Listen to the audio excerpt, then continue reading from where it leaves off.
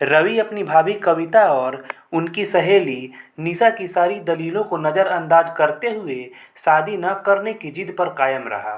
मानवी से जुड़ी यादों के कारण अब किसी लड़की की तरफ देखने का मेरा मन नहीं करता। शादी न करने का मुख्य कारण दोहराते हुए रवि का गला भर आया था। पर मानवी अब जिंदा नहीं है, निशा ने उत्तेजित लहजे में उसे याद दिलाया। जिंदगी में हुए किसी एक हादसे के कारण इंसान को अपनी जीवन धारा को रोक नहीं देना चाहिए।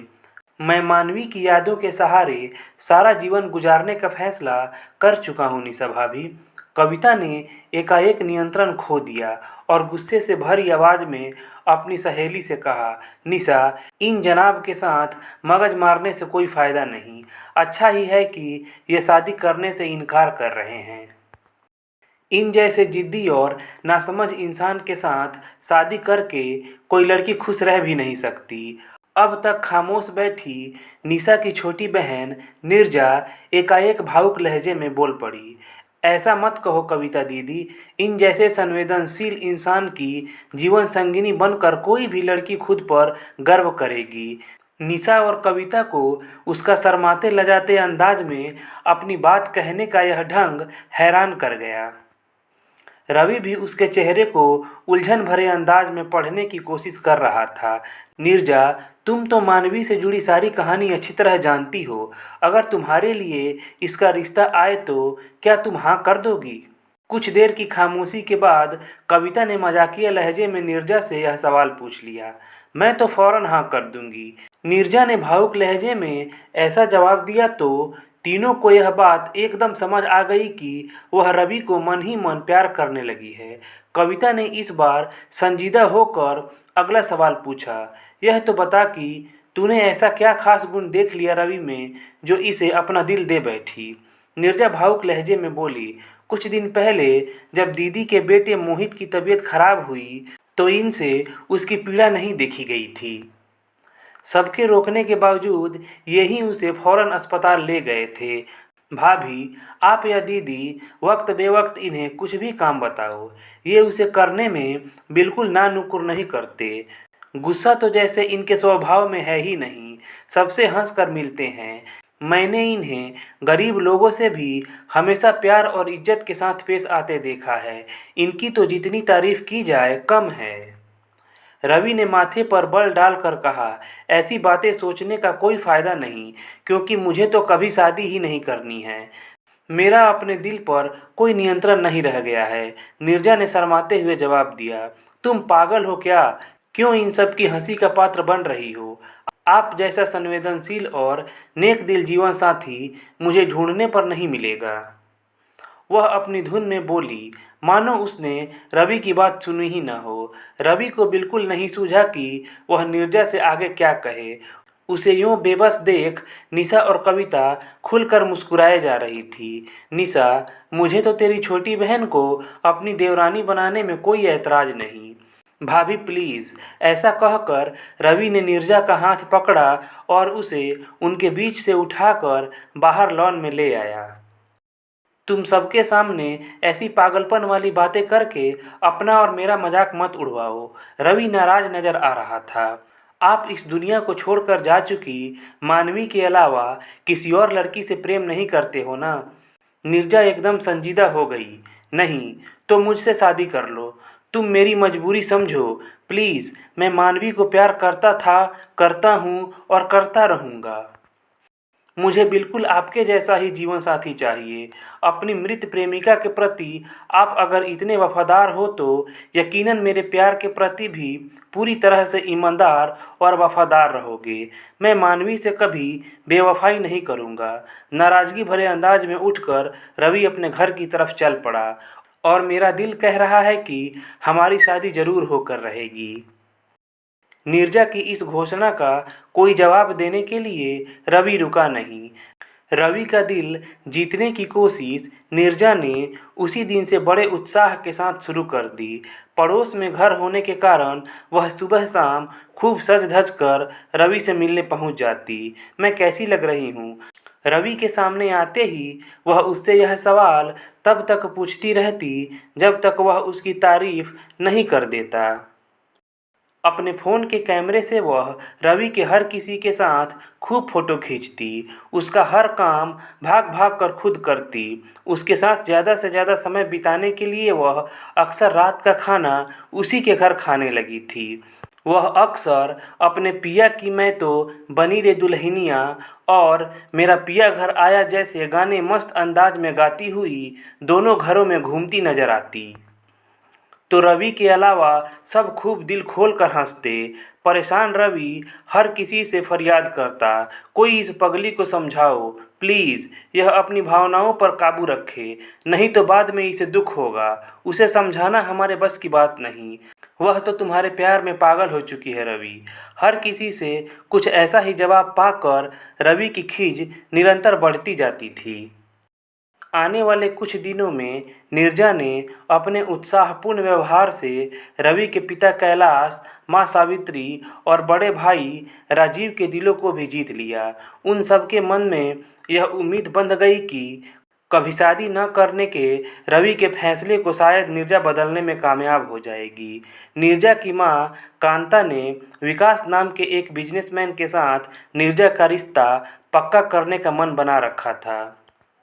जब नीरजा के रवि को दिल देने की खबर उनके कानों तक पहुंची तो वे अपने पति रमेश के साथ अगले ही दिन मेरठ से दिल्ली आ गईं। नीरजा को सामने बैठाकर उन्होंने सख्त लहजे में उसे समझाना शुरू किया। शादी के बाद किसी भी लड़की की खुशियां सुनिश्चित करने में पैसा बहुत महत्वपूर्ण भूमिका निभाता है। तुझे तो इस बात से खुश होना चाहिए कि इतने अमीर घर की बहू बनने का मौका मिल रहा है। पर मैं रवि को पसंद करती हूँ, उसे दिल की गहराइयों से प्यार करती हूँ। नीरजा ने रवासे स्वर में उन्हें अपनी दिल की बात बता दी। पैसा सब कुछ नहीं होता कांता, हमें इसकी पसंद नापसंद का भी ख्याल रखना चाहिए। रमेश ने अपनी बेटी का पक्ष लिया। तुम तो अपना मुंह बंद ही रखो जी। कांता एकदम गुस्से से फट पड़ी। तुम्हारे साथ पिछले 30 साल से मैं अपने मन को मार कर कैसे जी रही हूँ यह मैं ही जानती हूँ। कभी न मनचाहा पहना, न कहीं घूमी फिरी, बजट बनाकर जीते हुए मेरी सारी जिंदगी बेकार हो गई। रमेश जी ने आगे कुछ न बोलने में ही अपनी भलाई समझी। कांता ने उनसे ध्यान हटाया और अपनी बेटी को गुस्से से घूरते हुए कहने लगी, अपने इस प्यार और पसंद के पागलपन को गोली मार और मुझे बता कि विकास के मुकाबले क्या है इस रवि के पास। 3 कमरों का फ्लैट जिसमें वह भैया भाभी के साथ रहता है और खटारा सी पुरानी कार। अरे रवि जितना साल भर में कमाता है उतना तो विकास की फैक्ट्री एक महीने में उसे कमा कर देती है। तू जिंदगी भर ऐश करेगी उसके साथ। नीरजा चिढ़ कर बोली, माँ मेरी नज़रों में विकास एक अहंकारी और रूखा इंसान है जो अपनी तारीफ खुद करके सबको बहुत बोर करता है। उस काबिल लड़के में जबरदस्ती बेकार के नुक्स मत निकाल। देख उन्हें सुंदर लड़की चाहिए और ऊपर से तेरी मौसी यह रिश्ता कराने के लिए खूब भागदौड़ कर रही है। तुझ में थोड़ी सी भी अक्ल है तो फौरन विकास से शादी करने को हाँ कर दे। शादी के मामले में किसी ने मेरे साथ जबरदस्ती की तो मैं आत्महत्या कर लूँगी। ऐसी चेतावनी देकर नीरजा उनके सामने से हट गई। कुछ देर तक अपनी बेटी को कोसने के बाद कांता ने नीरजा पर दबाव बढ़ाने के लिए विकास को फौरन अगले दिन सुबह मेरठ से दिल्ली आने का हुक्म फ़ोन करके सुना दिया। सफल बिजनेसमैन विकास बड़बोला इंसान था जिसे अपनी अमीरी पर बहुत घमंड था। उसे पूरा विश्वास था कि नीरजा उसके साथ शादी करने से कभी इनकार नहीं करेगी। नीरजा को मैं सारी दुनिया घुमाऊंगा। मेरी माँ शादी में इतने जेवर चढ़ाएंगी कि देखने वालों की आंखें फटी की फटी रह जाएंगी। हनीमून मनाने के लिए मैंने स्विट्ज़रलैंड जाने का मन बना रखा है। हर वक्त ऐसी डींगे मारकर उसने कांता के अलावा सबको परेशान कर रखा था। रवि ने अगले ही दिन नीरजा से अकेले में कहा, इस विकास के साथ शादी करने को तुम हाँ मत करना। वह बोर इंसान तुम्हें अपने ढंग से कभी जीने नहीं देगा। मैं तो आपकी हमसफ़र बनना चाहती हूँ, पर आप हो कि हाँ, वह बात मत शुरू करो प्लीज़, मैं तुमसे शादी नहीं कर सकता। रवि ने उसे फ़ौरन टोक दिया। आप मेरी आंखों में देखो और बताओ कि वहाँ आपको अपने लिए गहरा प्यार दिखाई दे रहा है या नहीं। नीरजा एकदम से रवि के बहुत करीब आ गई। वह सब तो ठीक है, पर मानवी के साथ आपने सच्चा प्यार किया, पर अब वह इस दुनिया में नहीं है। उसकी यादों से जुड़े रहकर मेरे सच्चे प्रेम को अपने दिल में जगह न देने का फैसला करना कहाँ की समझदारी है। नीरजा का गला एकदम से भर आया। मैं मजबूर हूँ, तो मैं भी मजबूर हूँ। अगर आपने हाँ नहीं की तो मैं परसों शाम को होने वाली अपनी जन्मदिन पार्टी में विकास के साथ शादी करने को हाँ ज़रूर कह दूंगी। नीरजा ने अपना फैसला सुनाने के बाद भावुक अंदाज में उसका हाथ चूमा और अपने कमरे की तरफ चली गई। उस शाम को विकास के वापस मेरठ लौटने से पहले नीरजा ने सबके सामने उससे कहा, मैं शादी को लेकर अपनी पक्की हाँ या ना आपको 2 दिन के अंदर ज़रूर बता दूंगी। नीरजा की इस घोषणा के बाद सभी रवि की तरफ आशा भरी नज़रों से देखने लगे। उसके गुस्से से डरकर कोई कुछ कह तो नहीं रहा था, पर उन सब की खामोशी भी रवि के ऊपर नीरजा से शादी के लिए हाँ कहने को ज़बरदस्त दबाव बना रही थी। नीरजा की आशा के विपरीत रवि ने शादी को लेकर कोई बात नहीं की। वह तो अपने घर से सुबह से देर रात तक के लिए 2 दिन ऐसा गायब रहा कि उन दोनों की अगली मुलाकात उनकी जन्मदिन पार्टी में ही हुई। पार्टी में शामिल होने के लिए जैसे ही रवि ने ड्राइंग रूम में कदम रखा तो उससे बेहद खफा नजर आ रही नीरजा ने ऊंची आवाज़ में सबको संबोधित किया। अपने माता पिता की खुशी की खातिर मैंने विकास से शादी करने का फैसला। रवि ने ऊंची आवाज़ में टोक कर उसे अपना वाक्य पूरा नहीं करने दिया। नीरजा, तुम उस घमंडी इंसान के साथ कभी खुश नहीं रह सकोगी। तो आप क्यों परेशान हो रहे हैं? गुस्सा करना भूलकर नीरजा एकदम से रोंआसी हो उठी। कविता ने भी चुभते लहजे में अपने देवर को डांटा, यह बिल्कुल ठीक कह रही हैं। तुम्हारे प्रेम में पागल इस प्यारी सी, इस भोली सी, इस सुंदर सी लड़की के सुख दुख की तुम्हें कोई चिंता करने की ज़रूरत नहीं है। तुम तो जिंदगी भर अपनी मृत महबूबा को नाराज न करने की फिक्र ही करते रहना। अब बस भी करो भाभी, आप सब लोगों के ताने सुन सुन कर मैं इतना तंग आ गया हूँ कि मुझे नीरजा से शादी करना मंजूर है। रवि की इस घोषणा को सुन नीरजा के अलावा वहाँ उपस्थित हर इंसान तालियां बजा उठा। सब की नज़रों का केंद्र बन गई नीरजा ने उदास लहजे में अपने मन की बात कही, शादी के मामले में मुझे इनकी दया या एहसान नहीं चाहिए। ऐसी शादी करने का क्या फ़ायदा कि इनके सामने मैं रहूं पर ये मानवी के विचारों में खोए रहें। पहले तुम ही शादी करने को मेरे पीछे हाथ धोकर पड़ी हुई थी, तो अब क्यों इनकार कर रही हो?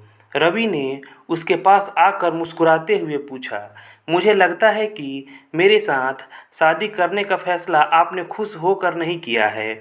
मेरे मन में क्या है अब यह भी तुम बताओगी? मुझे ही क्या, यह तो सबको पता है कि आपके दिलो दिमाग पर मानवी का कब्जा है।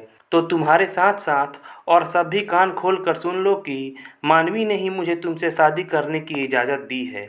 रवि ने अपना पर्स खोलकर सबको दिखाया। पर्स में अभी तक मानवी का फोटो सभी ने लगा देखा था, पर इस वक्त वहाँ नीरजा की तस्वीर लगी नजर आई। एकाएक बेहद भावुक होकर रवि नीरजा से बोला, मानवी ने ही कल रात मुझे देर तक समझाया कि अब से तुम मेरे सुख दुख का ख्याल रखोगी। कल रात के बाद से मैं आंखें बंद करता हूँ तो उसकी जगह अब मुझे तुम नज़र आती हो। मुझसे शादी न करके क्या तुम मानवी को कष्ट पहुँचाना चाहोगी? मैं भला ऐसा गलत काम क्यों करूंगी? हमारी शादी जरूर होगी। नीरजा किसी छोटी बच्ची की तरह खुशी से तालियां बजाती उछली और फिर शर्माते हुए रवि की छाती से जा लगी। दोस्तों, अगर कहानी अच्छी लगी हो तो प्लीज़ लाइक कीजिएगा। चैनल को सब्सक्राइब नहीं किया है तो प्लीज़ चैनल को सब्सक्राइब कर लीजिएगा। चलिए मिलते हैं अगले कहानी वाले वीडियो में। धन्यवाद।